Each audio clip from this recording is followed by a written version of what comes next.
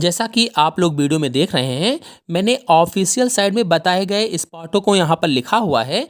कुल 8 स्पॉट मैंने लिखे हुए हैं। यूपी बोर्ड एग्जाम 2023 के लिए कक्षा 12 में बायोलॉजी प्रैक्टिकल में स्पॉटिंग कैसे की जाती है, आज के वीडियो में हम बताएंगे और इसको लिखना भी समझाएंगे।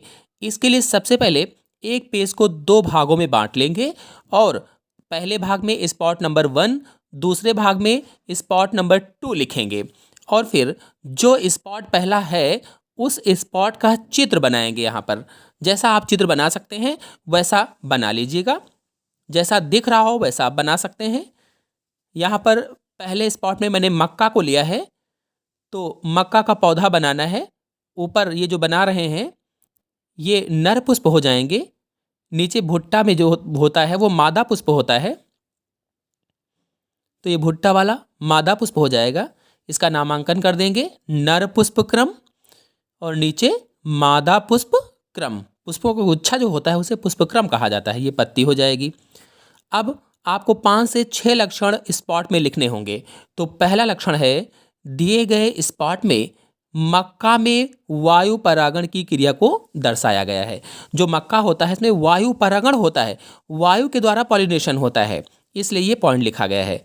फिर दूसरे पॉइंट में हम लोग लिखेंगे मक्का में एक लिंगी पुष्प होते हैं। एक लिंगी पुष्प का मतलब है नर ऊपर है और मादा नीचे होता है। फिर अगला पॉइंट है, मक्का में नर पुष्प शीर्ष पर, जैसा कि मैंने अभी आपको दिखाया, नर पुष्प कहाँ है, शीर्ष पर है और मादा पुष्प पत्ती के कक्ष में होता है।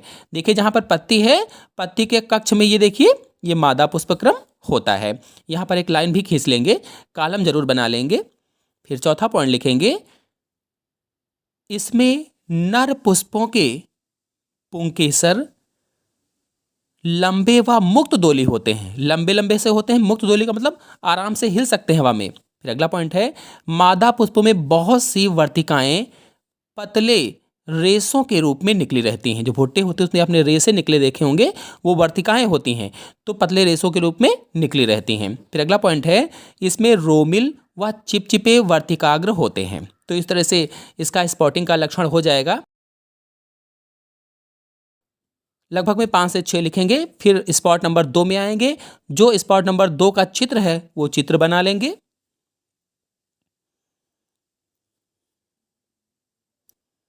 ये है वर्तिकाग्र, ये है पुतंतु, ये साल्विया का पुष्प है। इस पे कीट परागण को दर्शाया गया है।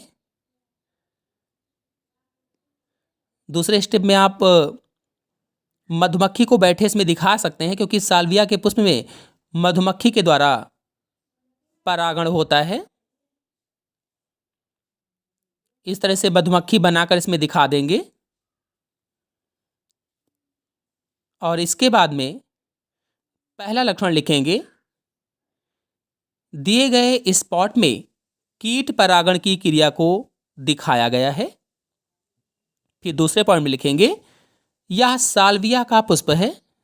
मैंने पहले बताया था साल्विया का पुष्प है, तो ये पॉइंट भी लिखना होगा, वो क्या चीज़ है आपको बताना होगा। फिर अगला पॉइंट है, साल्विया में परागण की क्रिया मधुमक्खी के द्वारा होती है।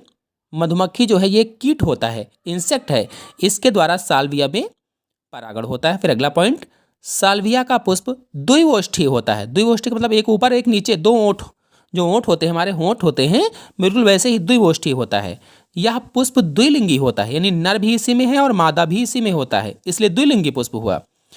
इसके परागकण सूक्ष्म, हल्के व सल्कमय होते हैं। जो पॉलन ग्रेन्स होते हैं सूक्ष्म होते हैं, हल्के होते हैं और सल्कमय होते हैं। अब स्पॉट नंबर 3 में जो भी चित्र है उसको बना लेंगे।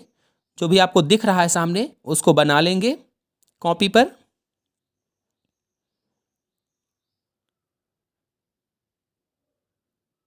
इस तरह से ये पुष्प बन जाएगा और फिर इसमें हमिंग बर्ड बना देंगे। अच्छी सी चिड़िया आप बना सकते हैं। फिर इसके भी लक्षण उसी तरह से लिखेंगे। दिए गए स्पॉट में पक्षी परागण की क्रिया को दिखाया गया है।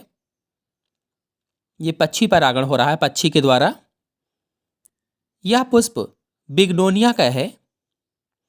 जो बिग्नोनिया होता है उसका पुष्प लंबा सा होता है, नलिका वाला। फिर अगले पॉइंट में लिखेंगे इस पुष्प में गुंजन पक्षी द्वारा परागण होता है। गुंजन पक्षी को हमिंग बर्ड भी कहा जाता है। ये पुष्प बड़े, आकर्षक, लाल रंग के तथा बेलनाकार होते हैं। फिर अगला पॉइंट, इनका दलपुंज मोटा होता है। जो करोला होता है वो मोटा होता है, ये वाला, ये दलपुंज है, और ऊपर बाह्यदल होता है। दलपुंज मोटा और मजबूत होता है। यह पुष्प गंधहीन, इसमें गंध नहीं होती है। फिर आ जाएंगे स्पॉट नंबर 4 में। ये मैंने ब्लास्टुला का चित्र बनाया हुआ है। तो दिया गया स्पॉट स्तनधारी के ब्लास्टुला का है या ब्लास्टुला की अनुप्रस्थ काट का है। ब्लास्टुला कोशिकाओं से बनी गेंद जैसी संरचना होती है। इसको मैंने लेक्चर में समझाया था जब भ्रूणी परिवर्धन बताया था। अगला पॉइंट, ब्लास्टुला में बाहर की ओर चपटी कोशिकाओं की एक सतह होती है, एक लेयर होती है या एक परत होती है जिसे ट्रोफोब्लास्ट कहा जाता है। ट्रोफोब्लास्ट। इस तरह से बहुत ही सुंदरता के साथ आपको लिखना है, काफी अच्छी लगे देखने में। अगला पॉइंट है, ट्रोफोब्लास्ट की कोशिकाओं से अपरा या प्लेसेंटा का निर्माण होता है। यानी इसी ट्रोफोब्लास्ट की कोशिकाओं से अपरा का निर्माण होता है। ब्लास्टुला में अंदर की ओर कोशिकाएं एक घुंडी जैसी रचना बना रही हैं। ऊपर देखिए घुंडी जैसी रचना है जिसे एम्ब्रियोनल नॉब कहा जाता है या भ्रूणीय घुंडी कहा जाता है। और अंतिम पॉइंट लिखेंगे, ये जो एम्ब्रियोनल नॉब होती है या भ्रूणीय घुंडी होती है, इससे भ्रूण बनता है, भ्रूण का विकास होता है, एम्ब्रियो का विकास होता है। और फिर 6 पॉइंट लिखेंगे, ब्लास्टुला के अंदर की जो गुहा है खाली सी, उसे ब्लास्टोसील कहते हैं। इस तरह से चौथा स्पॉट हो जाएगा। अब 5वें स्पॉट में तो स्केरिस के चित्र बनाएंगे आप, नर और मादा दोनों। लिखेंगे दिया गया स्पॉट स्केरिस का है। इसमें नर छोटा व मादा बड़ी होती, जैसा कि आपको चित्र में दिख भी रहा है। नर छोटा है, मादा बड़ी है। इसका शरीर हल्का पीला, बेलनाकार और दोनों सिरों पर नुकीला होता है। ये देखिए दोनों सिरों पर नुकीला है। अगला पॉइंट, नर का पिछला सिरा मुड़ा होता है। देखिए मुड़ा हुआ है और मुड़े हुए पर सूल पाए जाते हैं जिन्हें मैथुन कंटक कहा जाता है। यह जंतु मनुष्य की आंतों का परजीवी होता है या आंतों का अंतः परजीवी होता है।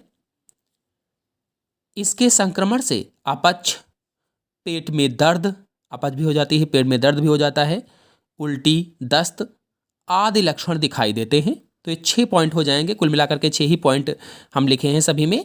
अब स्पॉट नंबर 6 में देखिए स्पोरोजोइट्स का स्पॉट मिला है, तो इसको बनाएंगे, नामांकन कर देंगे। केंद्रक, कोशिका द्रव्य, माइटोकॉन्ड्रिया, ये सब इसके अंदर होते हैं। ये प्लाज्मोडियम की संक्रामक अवस्था होती है स्पोरोजोइट।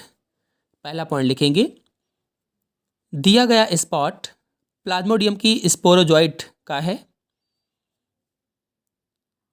फिर दूसरे पॉइंट में लिखना है, यह प्रोटोजोआ संघ का एक कोशिकीय जंतु है। जो प्लाज्मोडियम है प्रोटोजोआ संघ में पाया जाता है, एक कोशिकीय होता है। अगला पॉइंट, प्लाज्मोडियम की स्पोरोजोइट संक्रामक अवस्था होती है या मनुष्य में संक्रमण की अवस्था ये होती है। देखने में कैसा है, तो ये हंसियाकार होता है, हंसिया जैसा होता है। अगर इसके संक्रमण की बात करें तो इसके संक्रमण से मलेरिया बुखार हो जाता है और इसमें कपकपी लगकर ठंड के साथ, कपकपी लगती है और ठंड के साथ तेज बुखार 103 से 105 फ़ारेनहाइट होता है। फिर स्पॉट नंबर 7 में आ जाएंगे, आप लोग समझ गए होंगे कौन सा चित्र है, ये नागफनी का चित्र है। तो साथ में नागफनी है, चित्र बनाएंगे और चित्र बनाने के बाद उसका नामांकन भी कर देंगे। फिर लक्षण लिखेंगे। पहला लक्षण दिया गया स्पॉट नागफनी का पौधा है। यह सूखे में उगने वाला मरुद्भिद पौधा होता है। चूंकि सूखे में उगता है, मरुस्थल में उगता है, इसलिए मरुद्भिद पौधा होता है। इसका तना मोटा, चौड़ा, मांसल व पत्ती जैसा होता है, जैसा कि आपको दिख भी रहा है। इसकी पत्तियां कांटों में बदल जाती हैं या जल की हानि को रोकने के लिए कांटों जैसी हो जाती हैं। देखिए, जब कांटे जैसे आपको दिख रहे हैं, ये सब पत्तियां होती हैं। इसमें पत्तियां वाष्पोत्सर्जन को कम करने के लिए कांटों का रूप धारण कर लेती हैं या कांटों में बदल जाती हैं। फिर अंतिम पॉइंट है, इसकी जड़ें अधिक विकसित व शाखित होती हैं। जड़ें अधिक विकसित होती हैं, शाखित होती हैं। फिर स्पॉट नंबर 8 में वेलिस्नेरिया का चित्र है। ये जल परागण को यहां पर दर्शाया गया है। चित्र बना देंगे, नामांकन कर देंगे। जो पानी पर तैरते हैं वो नर पुष्प होते हैं, जो लगे होते हैं वो मादा पुष्प होते हैं। ये नर पादप है, ये मादा पादप है। दिया गया स्पॉट जलीय पौधा वेलिस्नेरिया का है। इसमें जो नर पुष्प होते हैं वो जल पर तैरते रहते हैं। दूसरा पॉइंट है, यह एक लिंगाश्रयी पौधा होता है। एक लिंगाश्रयी का मतलब नर पुष्प अलग पौधे पर, मादा पुष्प अलग पौधे पर, उसे एक लिंगाश्रयी कहा जाता है। इसमें नर तथा मादा पुष्प अलग अलग पौधे पर लगते हैं, वही चीज है एक लिंगाश्रयी का मतलब है ये। इसके पुष्प छोटे, रंगहीन, गंधहीन व मकरंदहीन होते हैं। इसमें परागकण हल्के व जल पर तैरते रहते हैं। और अंतिम पॉइंट लिखेंगे, इसमें पुष्पवृंत लंबे व कुंडलित होते हैं। तो इस तरह से इसके पॉइंट हो जाएंगे सभी। और ये 8 स्पॉट मैंने लिखने का तरीका बताया। आशा है आप सभी लोगों को ये सभी स्पॉट अच्छी तरह से समझ में आ गए होंगे। समझ में आ गए हो तो वीडियो को लाइक और शेयर कीजिए। चैनल पर नए हैं, चैनल को सब्सक्राइब कर लीजिए। धन्यवाद।